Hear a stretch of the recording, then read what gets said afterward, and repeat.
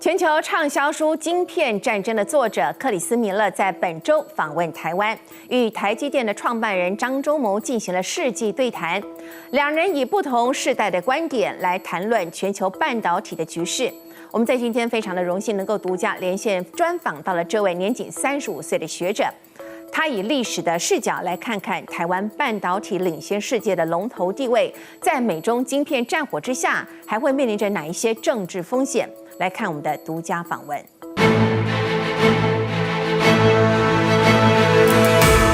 Good evening, Professor Miller. Thank you for your time. Your book, Chip War, has become a global bestseller. Taiwan is a semiconductor stronghold, and we are so eager to learn more about what the future holds and what role can Taiwan play in the semiconductor industry. So, my first question for you today is that I read from your book, Chip War, we can see how semiconductor has become one of the most important industry in the world.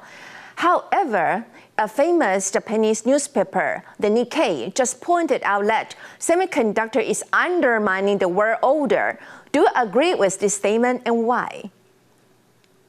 Well, I think we've seen over the past several years a whole range of governments, from the US to China to Japan to European governments, are taking steps to inject more political concerns into the chip industry in a way that we haven't seen now for several decades. And so in recent years, the chip industry and all the electronics that it enables has been structured without thinking about geopolitical and security concerns. But now all of the world's key leaders are trying to restructure semiconductor supply chains to suit their political and strategic goals.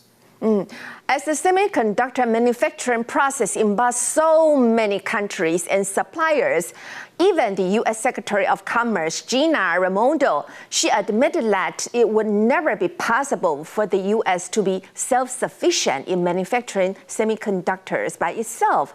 However, the U.S. still tries to rule out China from manufacturing semiconductors. So, Professor, do you think the U.S. can succeed in this strategy? Well, I think the U.S. strategy is twofold. First is to make sure that the U.S. and its partners like Taiwan, Japan, Korea, and other countries stay substantially ahead of China in terms of their technological capabilities. And it seems to me that's likely to be maintained. The second, more difficult issue is to address the security ramifications of the fact that China plays a critical role in electronics and computing supply chains. And right now, I think many countries are trying to assess what's the right balance to strike between economic efficiency, cost considerations on the one hand, and security concerns on the other. And we've seen many different large electronics companies begin to take steps to rebalance their assembly and manufacturing away from the current situation of heavy reliance on assembly in China towards other locations. But the challenge here is that China does play a major role in electronics and in producing many of the types of low-end chips that go into electronic devices. I read from the recent news report in Taiwan, according to Politico, the journal in New York, during a meeting between Mark Chan and U.S. House Speaker Nancy Pelosi last August when she visits Taiwan, Mark Chan said to her that if the U.S. believed that by making some big investments, it could take over the semiconductor industry, then the U.S. would be too naive. Instead, if the U.S. really wants a reliable semiconductor industry, it should continue to invest in Taiwan's security because Taiwan already has everything the U.S. tries to achieve. Do you agree with this statement? What do you make of this statement, Professor? Well, I think the U.S. has many reasons to invest in Taiwan's security, as indeed it's been doing now for over half a century. Semiconductors are just one and far from the most important reason why the U.S. has done so. I think, though, it's important not to look at the chip industry only through the lens of security, but also through the lens of economic efficiency. And that's where the efforts underway to restructure chip supply chains face challenges because, of course, the current structure of the industry has been extraordinarily efficient, and Taiwan's role and TSMC's role in particular has been at the center of that. Now, I don't think we should expect other companies, for example, to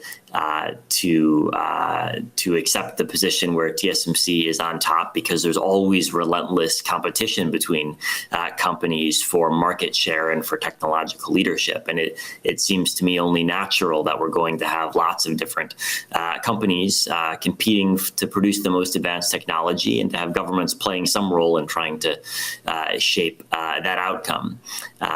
But when I look at TSMC's position in the chip market today, my prediction would be that TSMC is likely to play a critical role in the world's chip supply for many years to come.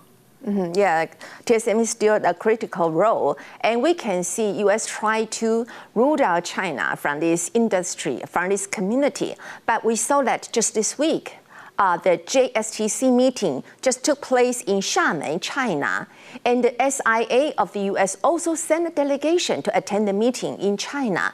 Do you think the U.S. can really root out China in the semiconductor supply chain? Well, I don't think the U.S. is trying to completely eliminate use of chips made in China in the electronics supply chain.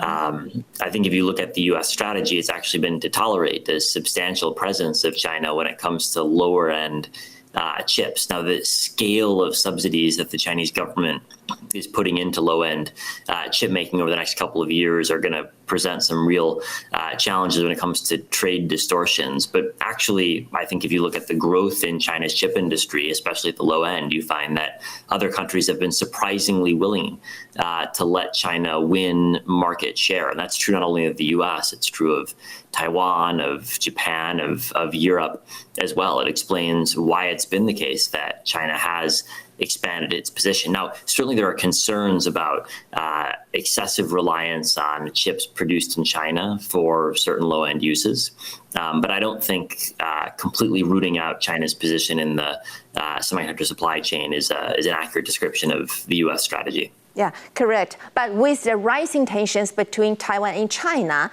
many people see the semiconductor industry as a silicon shield to protect Taiwan against China's attack. Do you think that the semiconductor industry can really safeguard Taiwan's security? Because like the whole world maybe try to protect Taiwan from China's attack.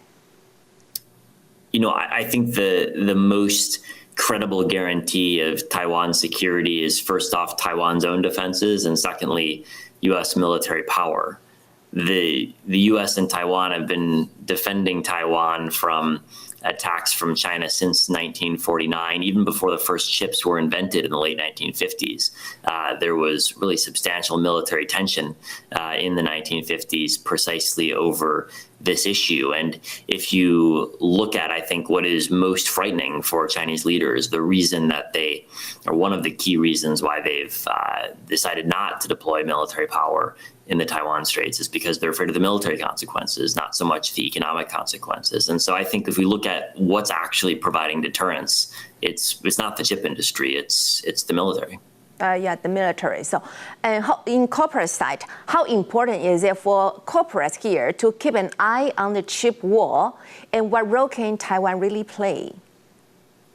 Well, it's critical, and I think a lot of corporations have been surprised and caught flat-footed over the past half decade as semiconductors have become a politicized issue in a way that they weren't previously. And a lot of companies have had to deal with unexpected costs as a result of that, as they've faced new regulations, new export controls, had to change their manufacturing assembly footprint. And I think we should expect that these types of regulations and the politicization of the chip industry is only going to increase over the coming years as both China and the U.S. try to reshape supply chains so they're in their political interests. Okay, Professor, you just mentioned that the chip war now becomes a geopolitical issue. So did you foresee that the whole world will be involved in the whole geopolitical issues when you did your research in IT?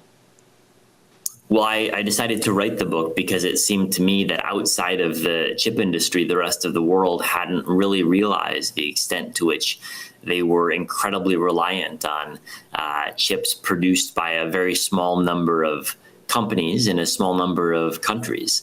And so it seemed to me that the rest of us had just taken semiconductors for granted in a way that was dangerous, and that the typical person, when the chip industry was explained to them, would realize that, in fact, you can't understand the shape of the world economy or the structure of international politics without putting semiconductors at the center of your analysis. Okay, thank you very much, Professor Miller, for your precious time and insight. And we love to see your observation and points be helpful for the semiconductor industry in the world. Thank you so much. Thank you, Professor.